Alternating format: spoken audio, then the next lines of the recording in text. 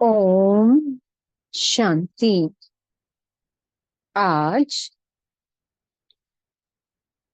11 जुलाई 2024 के साकार मधुर महावाक्य हैं मधुबन से।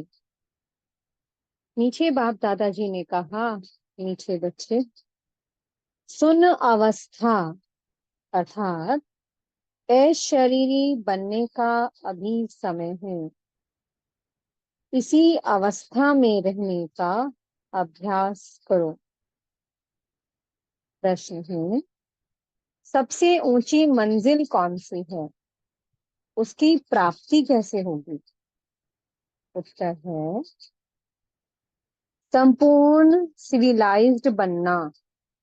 यही ऊंच मंजिल है। कर्मेंद्रियों में जरा भी चलाए मानी ना आए, तब संपूर्ण सिविलाइज्ड बने। जब ऐसी अवस्था हो, तब विश्व की बादशाही मिल सकती है। गायन भी है, चढ़े तो चाखे वैकुंठ रस, गिरे तो चकनाचूर। अर्थात राजाओं का राजा बने, नहीं तो प्रजा। अब जांच करो, मेरी वृत्ति कैसी है? कोई भी भूल तो नहीं होती है? ओम शांति। आत्म अभिमानी हो बैठना है। बाप बच्चों को समझाते हैं कि अपने को आत्मा समझो।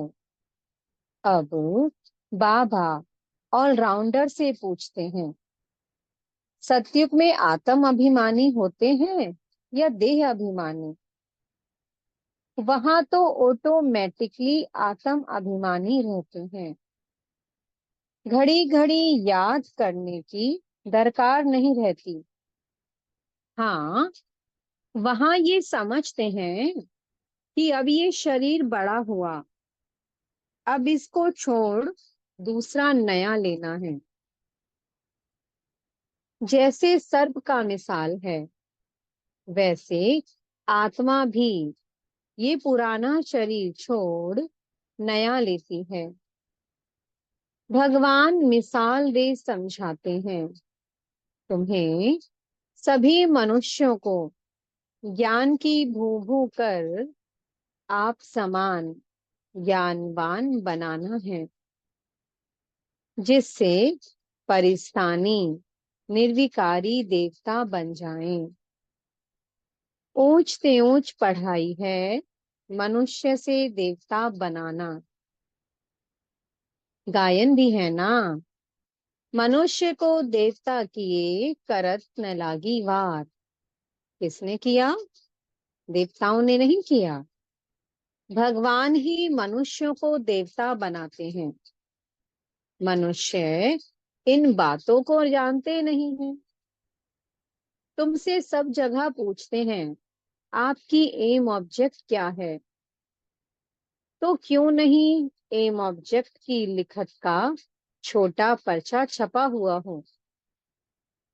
जो कोई भी पूछे तो उनको पर्चा दे दो, जिससे समझ जाएं।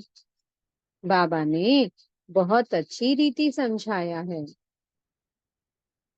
इस समय ये कलयुगी पतित दुनिया है, जिसमें महान अपरम अपार दुख है।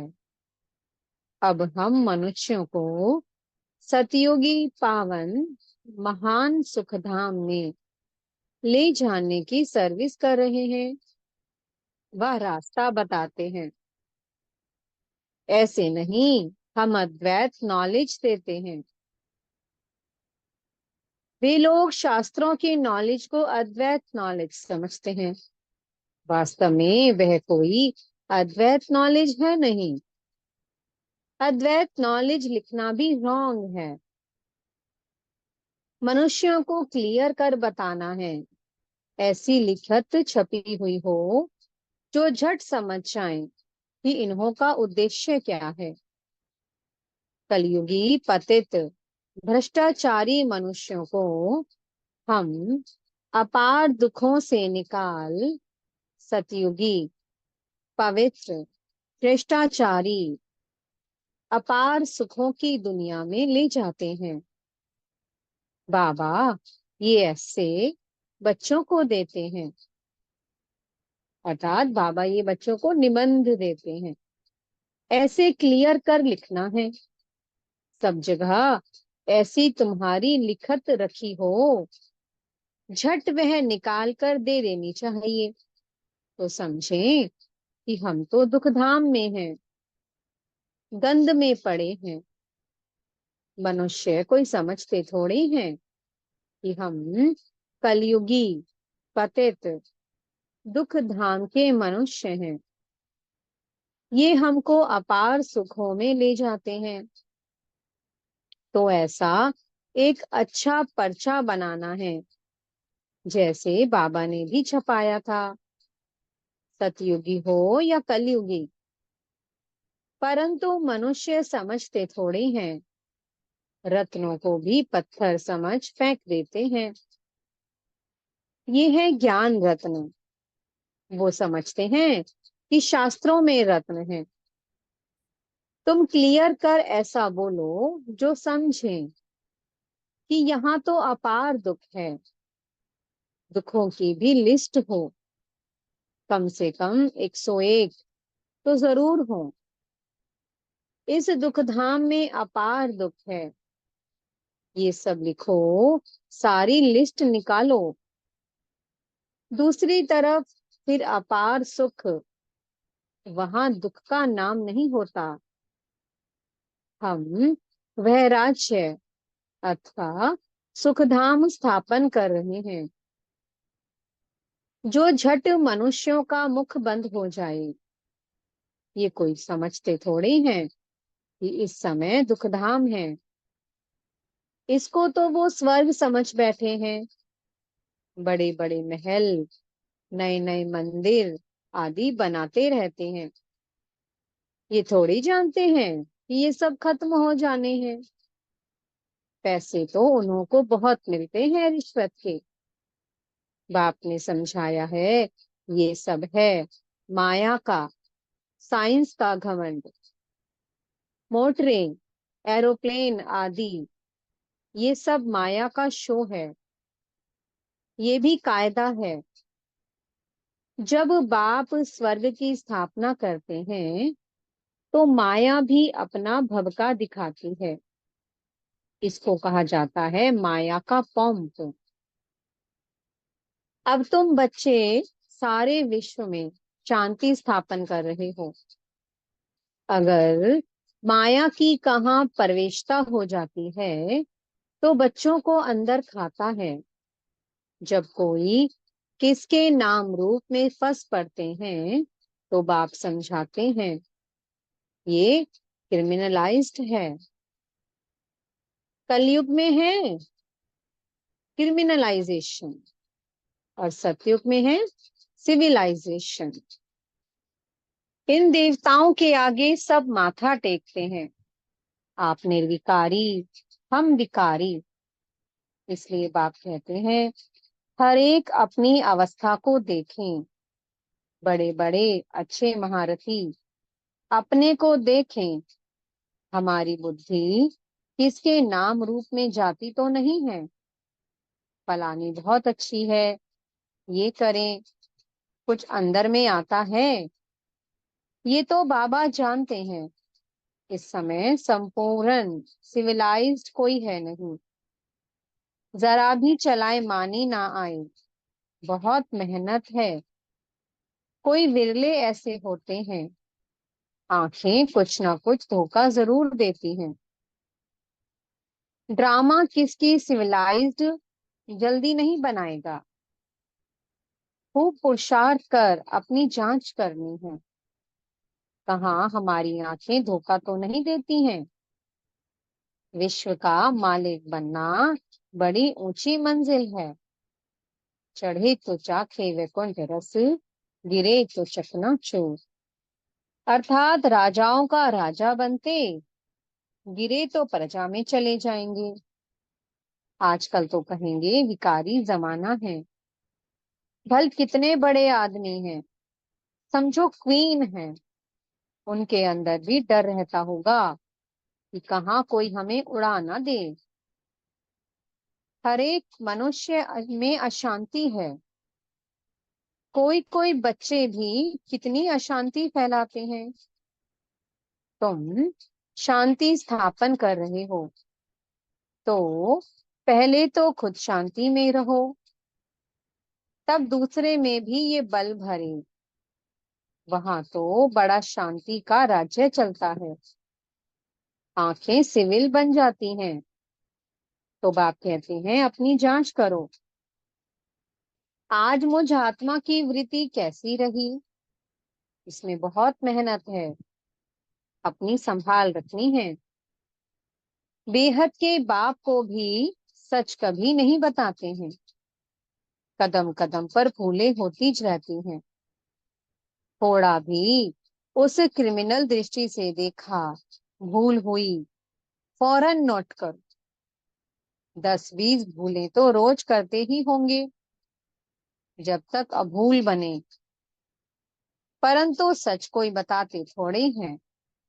देह अभिमानी से कुछ ना कुछ पाप जरूर होगा, वह अंदर खाता रहेगा। कई तो समझते ही नहीं कि भूल किसको कहते हैं। जानवर समझते हैं क्या? तुम भी इस ज्ञान के पहले बंदर बुद्धि थे। आज बाबा ने क्या कहा है? तुम भी इस ज्ञान के पहले बंदर बुद्धि थे। अब कोई 50%, कोई 10%, कोई कितना चेंज होते जाते हैं। ये आंखें तो बहुत धोखा देने वाली हैं। सबसे तीखी हैं आंखें। बाप कहते तुम आत्मा शरीरी आई थी, शरीर नहीं था। क्या अभी तुमको पता है कि दूसरा कौन सा शरीर लेंगे, किस संबंध में जाएंगे? मालूम नहीं पड़ता। गर्भ में सुन ही सुन रहते हैं। आत्मा बिल्कुल ही सुन हो जाती है। जब शरीर बड़ा हो तब पता पड़े। तो तुमको ऐसा बनकर जाना है। बस ये पुराना शरीर छोड़कर हमको जाना है। फिर जब शरीर लेंगे तो स्वर्ग में अपना पाठ बजाएंगे। सुन होने का अभी समय है। भल आत्मा संस्कार ले जाती है। जब शरीर बड़ा होता है तब संस्कार इमर्ज होते हैं। अभी तुमको घर जाना है, इसलिए पुरानी दुनिया का, इस शरीर का भान उड़ा देना है। कुछ भी याद ना रहे। परहेज बहुत रखना है। जो अंदर में होगा वही बाहर निकलेगा। शिव बाबा के अंदर में भी ज्ञान है, मेरा भी पार्ट है। मेरे लिए ही कहते हैं ज्ञान का सागर, प्यार का सागर। महिमा गाते हैं, अर्थ कुछ नहीं जानते हैं। अभी तुम अर्थ सहित जानते हो। बाकी आत्मा की बुद्धि ऐसी वर्थ नोटे पैनी हो जाती है। अब बाप कितना बुद्धिमान बनाते हैं। मनुष्यों के पास तो करोड़ पदम है। ये माया का पंप है ना। साइंस में जो अपने काम की चीजें हैं वह वहां भी होंगी। वह बनाने वाले वहां भी जाएंगे। राजा तो नहीं बनेंगे। ये लोग पिछाड़ी में तुम्हारे पास आएंगे, फिर औरों को भी सिखाएंगे। एक बाप से तुम कितने सीखते हो। एक बाप ही दुनिया को क्या से क्या बना देते हैं। इन्वेंशन हमेशा एक निकालते हैं, फिर फैलाते हैं। बॉम्ब्स बनाने वाला भी पहले एक था, समझा? इनसे दुनिया विनाश हो जाएगी। फिर और बनाते गए।